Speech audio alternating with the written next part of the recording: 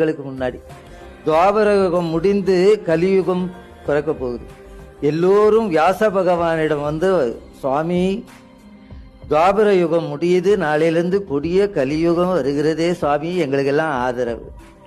வியாச பகவான் சொன்னார், ஏன்பா கவலைப்படுறீங்க, கலியினுடைய அத்தனை கஷ்டங்களையும் போக்குவான் முருகன். கந்தஸ்ய கீர்த்தியும் அதுலாம் கலி கல்மிஷ நாசினான். கலியினுடைய அத்தனை கல்மிஷங்களையும் முருகனுடைய புகழ் மாற்றும்னர். அந்த முருகனுடைய புகழ் தான் திருப்புகழ்.